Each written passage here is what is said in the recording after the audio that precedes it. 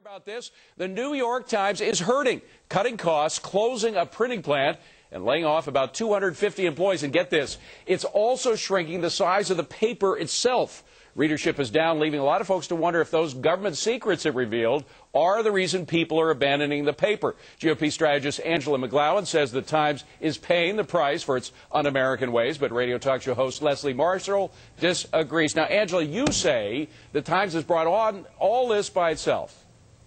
Yes, it has, because with its anti-Americanism, its anti-Bush agenda, its anti-war on terror, and not to mention what you said earlier, the many leaks of classified sensitive information, and it's a direct backlash. The American people are sick and tired of it. The American people want to read the newspaper that reports the news, and the New York Times isn't doing that. Well, Leslie, you know, we hate charts on this show because they're such mechanical things, but let's show one from the New York Times. Starting 3 years ago, you can see a steady downward trend from about $50 a share 2 years ago. It's now down to about $25 a share. There it is, steadily down, all during the time that it was releasing this information. Isn't there a connection?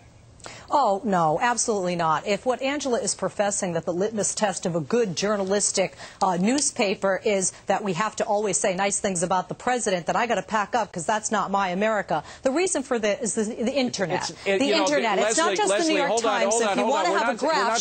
We're talking about revealing secrets. Revealing secrets is not the reason, as I just said, that they're cutting cost in 250 employees. The Internet and the cost of distribution. They're also getting in line with their competitors, such as USA Today and the Wall Street Journal, when it comes to the exact inches and the size of that paper. The Wall Street Journal is not closing any of its plants. Now, I will agree with you, it is changing the style of its paper internationally, and next year in January it's going to change its domestic paper. However, it's not closing any Angela, we should mention that the Wall Street Journal is also getting smaller as well. They're going to cut a column out, so it is happening around. But David, Leslie, nowhere as strongly as the New York Times.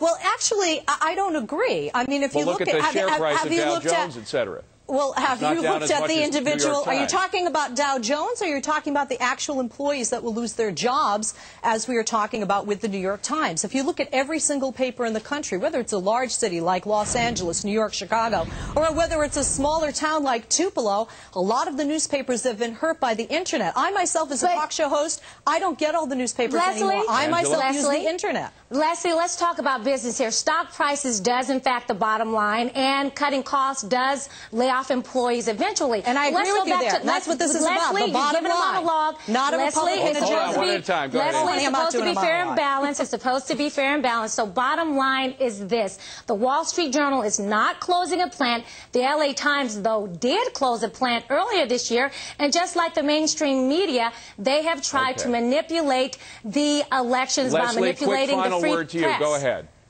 Honestly, I think you're all smoking crack if you think the Republicans are controlling Baby, I'm not a crack paper. I'm not a crack addict. And the New York Times. The New York Times is simply cutting costs because, like every company, they have to look at their budget and then they say, okay, A doesn't equal B. We got to make cuts. Newspapers. It's a liberal rag, Leslie. It's a liberal rag. Word from Leslie Marshall, Angela McGowan. Good to see you both. Thanks for coming in. Thank you.